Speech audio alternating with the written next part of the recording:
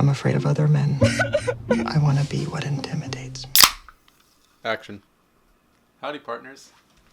Today we're going to be talking about The Art of Self-Defense, which IMDb says is about a man who is attacked on the street and enlists at a local dojo led by a charismatic and mysterious sensei in an effort to learn how to defend himself. And I can't really disagree with that. I saw this film back at South by Southwest and I loved it so much that I went back to go see it again with some friends. Granted, none of them really liked it as much as I did, because there were a few times where I was laughing at parts where no one else really thought was funny. But I digress. The acting is superb. Jesse Eisenberg is back to playing characters that are probably on the spectrum. Alessandro... How do you say that name? Alessandro Nivola.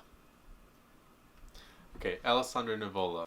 Alessandro Nivola is a force on screen that is both commanding and pathetic.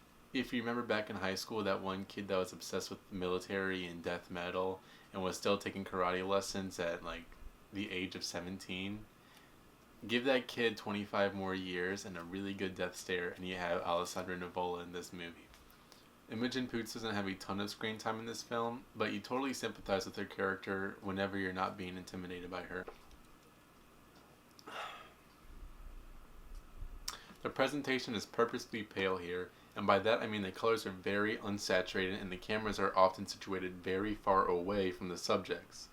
This creates a very passive fly-on-the-wall type feel, which is perfect because that's how Jesse Eisenberg's character Casey spends most of the movie. He's a very passive character in the way that things just happen to him, and he's a complete victim to it, from everything from street muggings to, toxic masculinity. So you sympathize with him in that you share the same experience. Things just happen and you're there to witness it and you can't really do anything about it.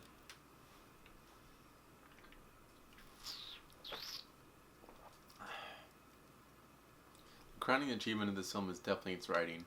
Writer-director Riley Stern, a name you may recognize from Amazon Prime or Unfortunate Tabloids, has created a world that's very bizarre but also very derivative of our own. Characters will say exactly what they're thinking, like a Wes Anderson movie that's not afraid to touch very dark subjects like toxic masculinity. This movie serves as both a warning and a satire of what happens when a man chooses to do the wrong thing about his insecurities, and I can't recall a movie that's done it this well directly since maybe Fight Club? Once again, hats off to Alessandro Nivola, who has become the perfect physical embodiment of toxic masculinity, and this film wouldn't have worked nearly as well without him. There are some potential turnoffs for a general audience. The pacing, especially in the first act, is very slow, and the second and third act kind of bleed into each other, which makes the viewing of the film feel a lot longer than it actually is. The film is also very predictable, and it's never really clear exactly how much the film expects you to have already figured out on your own. However, the story is airtight, with no loose ends and a great conclusion, so I can't really fault it for, being a well-rounded, well-told story. Honestly, my greatest fault with The Art of Self-Defense is with its trailers, which completely fail to capture the slow, awkward sense of humor that the film actually has. If you haven't seen the trailers already, don't. If you want to get a sense for what the film is like, I definitely recommend checking out Riley Stern's previous film Faults, which is free on Amazon Prime. And if you have seen the trailers, you should still watch Faults. It's really funny. Overall, The Art of Self-Defense proved itself to be a unique, hilarious, and important view of our society and gender dynamics, and because of that, I'm giving it my strongest recommendation. I know it can be hard to find showtimes as this is a very limited release, but if you get the chance, I highly recommend you go check it out. I can't promise you'll like it as much as I did, but I can promise you'll find something to appreciate.